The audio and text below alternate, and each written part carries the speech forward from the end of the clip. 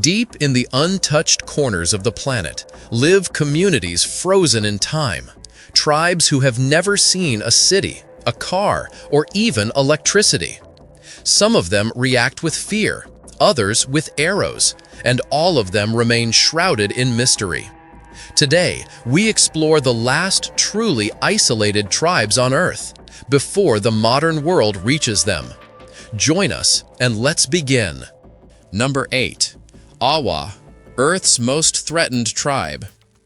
Deep in Brazil's northeastern Amazon, approximately 450 Awa people fight for survival against what many experts call genocide.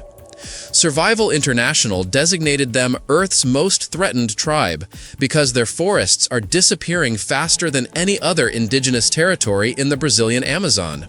Around 100 Awa remain completely uncontacted, hiding in ever-shrinking patches of rainforest to avoid gunmen who hunt them down. The Awa speak Guaja, a Tupi-Guarani language, and originally lived in settled communities. Around 1800, they adopted an increasingly nomadic lifestyle to escape European invaders who cleared most forests from their land during the 19th century. From the mid-1980s onward, some Awa moved to government-established settlements, though many maintained traditional ways. These skilled hunters use bows measuring 6 feet long, capable of bringing down monkeys, wild pigs, and birds. Children learn hunting techniques from young ages, and the tribe possesses intimate knowledge of forest ecosystems. They only eat certain animals at specific times of year to ensure species survival, completely avoiding bats, which they believe cause headaches. The Awa keep remarkable relationships with wild animals, particularly monkeys, who become hanima, or family members. They sometimes bring baby monkeys into their households and breastfeed them alongside human infants. These pets will never be eaten, but instead live as beloved family members for their entire lives. Everything the Awa need comes from the forest, from baskets to weapons to medicine. Without the forest, they simply cannot exist. In 1982, the Brazilian government received a $900 million loan from the World Bank and European Union. One condition required demarcating and protecting Awa lands, which held particular importance because outsiders increasingly invaded their territory, killing tribespeople and destroying forests through logging and land clearance for farming. Without intervention, the Awa and their culture seemed destined for extinction. However, the Brazilian government took 20 years to act on its commitment. Only after sustained pressure from organizations like Survival International and Forest Peoples Program did the government finally demarcate Awa land in March 2003. Number 7. Huaorani, Evolution through Isolation. While some tribes choose isolation from the outside world, others evolved in ways that completely differentiate them, shaping their own biology to suit a life unlike anyone similar to us. Located in Ecuador's upper Amazon basin, the Huaorani tribe divides into several clans living in voluntary isolation, maintaining hunter-gatherer lifestyles. Huaorani primarily hunt monkeys and other small animals as their main food source, climbing trees and using spears and blowguns with poison darts. Due to their long-standing practice of tree climbing, evidence suggests the Huaorani people undergo physiological foot adaptations that develop as they age. Barefoot exposure to rugged terrain and the constant need to climb trees have flattened their feet and spread their toes over time for better grip. Additionally, some Huaorani have been reported having 6 toes on each foot, as well as 6 fingers on each hand. This genetic peculiarity may have transmitted more rapidly in their relatively small population of a few thousand individuals, and might provide more stability and possibly better grip for climbers. For hundreds of years, the Huaorani managed to live isolated from the outside world with no confirmed contact. That changed in January 1956 when 5 American Christian missionaries attempted finding the isolated Huaorani tribe with disastrous consequences at minimum. Initially, the missionaries dropped gifts from an airplane to establish goodwill and set up camp along the Curaray River. Days later, Huaorani warriors attacked and all 5 men died. Despite the tragic outcome, the event didn't mark the end of efforts to establish friendly contact with the Huaorani. Several wives and relatives of the missionaries later returned to the area, attempting to continue their loved ones' work. Over time, relations between the Huaorani and the outside world gradually improved. Nowadays, many Huaorani have abandoned their traditional nomadic lifestyle and now live in permanent settlements in the forest, though they still continue practicing tree climbing. However, some smaller subgroups, like the Tagakeri and Taromanani in Yasuni National Park, continue rejecting contact with the outside world. Efforts to reach these isolated communities often led to violence, with deaths of outsiders seen as threats by the tribes reported in 2003 and 2008. Although the Ecuadorian government designated the largely untouched southern part of Yasuni National Park in 1999, nomadic isolated tribes still remain unaware of these boundaries. As a result, they can unknowingly enter unprotected territory at any moment with potentially disastrous consequences. I'm going to ask you a simple question. Are you a naturally curious person? If you're watching, I'm pretty sure the answer is yes. This space is made for people like us. To ensure you're always part of this community and receive all our latest discoveries, you just need to do one thing: subscribe to the channel. It's the best way to stay connected with us. Okay, now that you're part of our Legion of the Curious, let's move on to the next item. Number 6. The Man in the Hole, last of his people. While isolated tribes strive to remain separated from the rest of the world, their internal solidarity and loyalty remain unquestionable. However, in the Amazon rainforest, one isolated tribe stood on extinction's edge when only a single member remained. Named for his habit of constructing deep holes around his territory, the Man in the Hole was the last surviving member of a much larger tribe. Though experts remain uncertain about the tribe's exact name or the man's origins, they know the group lived well hidden deep within Brazil's eastern Amazon, in Rondônia State's central region. For generations, they fiercely resisted all contact attempts with the outside world, protecting their isolated way of life. But their lands were coveted by outsiders who saw them not as sacred, but as prizes to be conquered. The tribe's ordeal with invaders began in the 1970s when ranchers started advancing on their territory. Tragedy came in the 1980s when illegal ranchers wanting to expand their lands arrived with what seemed like sugar gifts for the tribe. However, the apparently sweet offering was mixed with rat poison, resulting in only 6 tribe members surviving the attack. In 1995, another violent assault came from illegal miners, but this time they used actual bullets. By the end, only one man remained: the Man in the Hole. It was only a year later, in 1996, that the world learned the Man in the Hole had survived the ordeal, when a documentary film crew traveled through the Amazon investigating the incident. Over the years, Brazil's Department of Indian Affairs, known as FUNAI, attempted contacting the man through representatives from neighboring tribes, hoping to learn more about his people. But the Man in the Hole, probably traumatized by past experiences with strangers, refused to interact and hid in his self-built home. Feeling threatened, he made his preference clear in 2005 when he successfully shot an arrow at FUNAI officials who attempted contact. In response, FUNAI canceled all future plans to interact with the man and instead expanded his designated territory, allowing him to continue living undisturbed. Everything remained quiet until 2018, when footage of the man, supposedly filmed in 2011, circulated online. The question was the Man in the Hole still alive? Unfortunately, on August 23, 2022, the Man in the Hole was found dead in a hammock inside one of his improvised thatch huts. With no signs of violence or any stranger interference, experts concluded he had died from natural causes at the advanced age of approximately 60 years.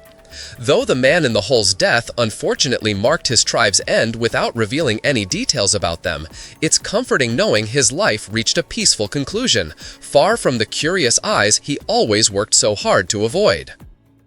Number 5. Sentinelese, the world's most isolated tribe. Off Myanmar's coast, North Sentinel Island's dense jungle conceals one of humanity's most enigmatic mysteries. The Sentinelese people, considered direct descendants of the first humans leaving Africa, are believed to have inhabited this small island for 60,000 years since the Stone Age. Though the island measures only 8 kilometers long and 6 kilometers wide, this apparently insignificant landmass attracts global fascination as Earth's most forbidden territory. Little is known about Sentinelese culture, but they maintain hunter-gatherer lifestyles, surviving by hunting wild pigs and birds while gathering fruits and roots rather than practicing agriculture. The tribe uses boats for fishing seafood around reefs, and photographs reveal various weapons suited for jungle hunting. The first recorded sighting occurred in 1771, when an East India Company ship spotted artificial fires along the coastline. True interaction didn't happen until 1867, when the ship Nineveh wrecked on the reefs. The 106 stranded crew members initially thought they'd landed in paradise, but days later, Sentinelese warriors launched fierce attacks, forcing the crew to defend themselves with improvised weapons against iron-tipped arrows until Royal Navy rescue arrived. This encounter sparked global fascination with these isolated islanders. In 1880, British officer Maurice Vidal Portman led an expedition to the island, managing to capture 6 Sentinelese, including 2 elderly individuals and 4 children, hoping to learn about the tribe. However, the isolated people lacked immunity against common infectious diseases, and both elderly captives died shortly after capture. Panicked, Portman returned the terrified children to the island, along with gifts attempting to soften relations.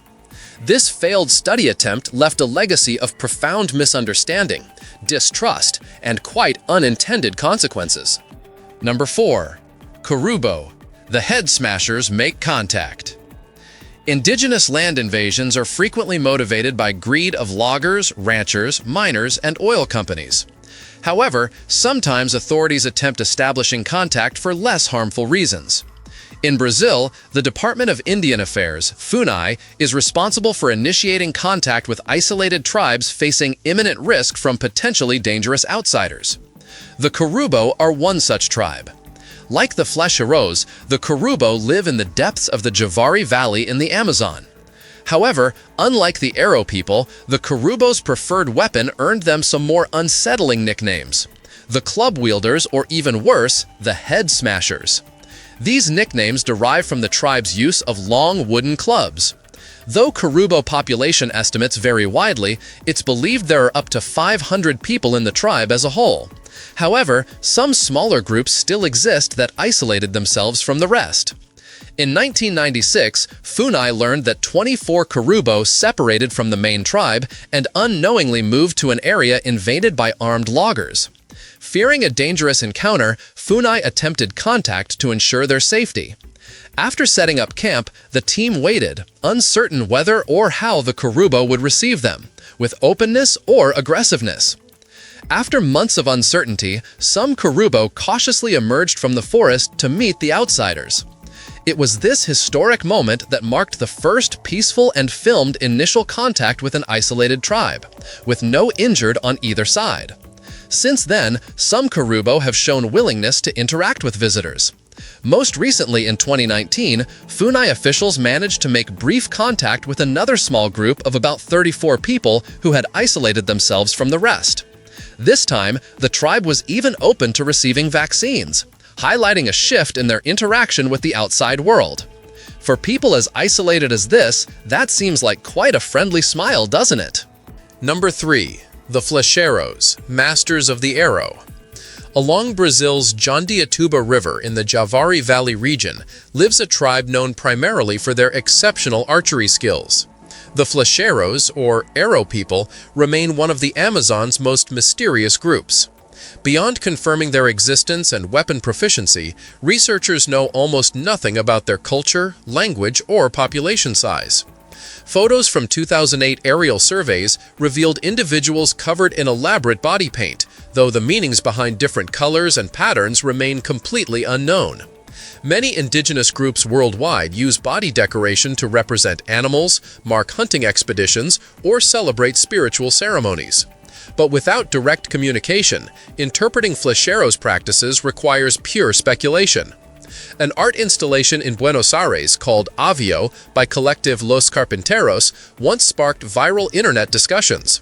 The piece featured an aircraft covered with long arrows, leading many to believe the flecheros had actually shot down a plane. Reality proved less dramatic, but the artwork succeeded in raising awareness about indigenous issues. Tribal arrows can indeed reach impressive lengths. Some Amazonian groups use bows launching arrows measuring 1.2 to 2 meters long. Medieval warriors used steel-tipped arrows penetrating metal armor, and modern aircraft employ aluminum construction, considerably softer than steel. Technically, a well-aimed arrow could puncture an aircraft hull, though the Buenos Aires plane was artistic expression rather than evidence of tribal defense. In 2017, disturbing rumors circulated through local communities. 2 illegal gold miners allegedly bragged in bars about causing the flecheros' extinction, with details too graphic for public discussion.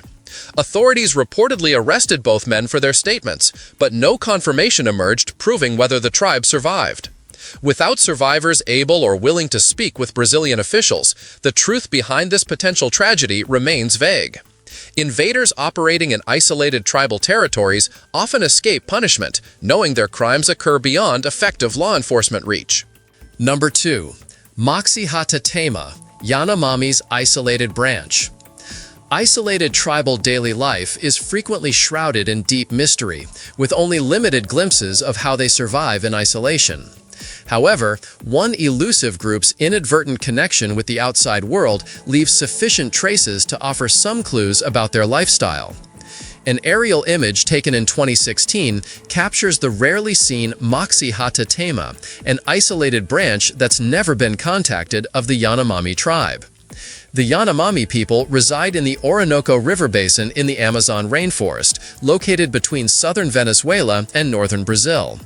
Though approximately 45,000 Yanomami exist, they're divided into several communities, separated independently from each other. The Yanomami first had contact with outsiders in the 1940s, when Brazil sent teams to establish the border with Venezuela. Today, most communities maintain some kind of contact with the outside world, with the Moxie-Hatatema being among the rare exceptions. Not only that, but the Moxie-Hatatema also refuse contact with other Yanomami. Despite the Moxie-Hatatema's isolated existence, experts have inferred some aspects of their cultural practices from what's known about the Yanomami community in general, starting with architecture. Like the Moxie-Hatatema, the Yanomami live in large circular communal enclosures called llanos. Each family has its own hearth and living space around the llano, while the center is used for community activities like rituals and festivals. The Yanomami's connection with the spiritual world is also vital to their daily life. They believe each stone, tree, and animal houses a spirit, some friendly and others malignant. To maintain harmony with these entities, Yanomami shamans use spiritual medicine called yakona, which induces a type of trance state. In this altered state, shamans communicate with spirits, seeking to appease dark forces and restore balance in their world. Like many indigenous tribes in South America, Yanomami territory has been affected by gold miner invasion, who identified their lands as a gold-rich region. Unfortunately, this extends to the Moxie-Hatatema. Though the Moxie-Hatatema still reject contact even with other Yanomami groups, the broader Yanomami community that has engaged with the outside world continues defending the rights and welfare of their relatives who haven't been contacted yet. Hopefully, this will be enough to protect their isolated relatives. Number 1. The Mashco Piro, Amazon's largest isolated community. Deep within Peru's southeastern rainforests lives what researchers believe could be the planet's largest uncontacted tribe. The Mashco Piro population exceeds 750 individuals scattered across territories that stretch from Peru into Brazil and Bolivia. These people inhabit one of Earth's most challenging environments, where rivers flood seasonally and dense canopy blocks sunlight year-round. Their survival depends entirely on reading nature's patterns. During summer months, they construct temporary shelters along riverbanks using palm leaves, then retreat inland when rains arrive to avoid flooding.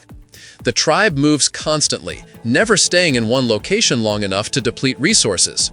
Before emerging from forest cover, they whistle sounds mimicking tanamu birds, warning others to keep distance while they gather turtle eggs or collect fruits along water's edge. Their Yine neighbors, who share linguistic roots with the Mashko Piro, call them nonamole, meaning brothers, refusing to use terms implying savagery. This linguistic connection allows occasional basic communication when groups accidentally meet. Historical records from 1894 document Carlos Fitzgerald's private army slaughtering most of the tribe in the upper Manu River region. Between 1897 and 1909, Carlos Scharf enslaved many Mashko Piro along the Piras and Madre de Dios rivers during the rubber boom era. Survivors fled into jungle depths, choosing isolation over subjugation. In June 2024, approximately 53 male Mashko Piro appeared on Las Piedras riverbanks near Monte Salvado village, marking their most significant documented emergence in years. 2 weeks later, 17 more appeared near Puerto Nuevo village, apparently creating a distraction while others raided plantain crops from Yine gardens. These appearances signaled desperation rather than curiosity. Still curious? Then don't stop now. The next mystery is already waiting for you. Just click the video on screen. I saved it just for you. See you there, curious one.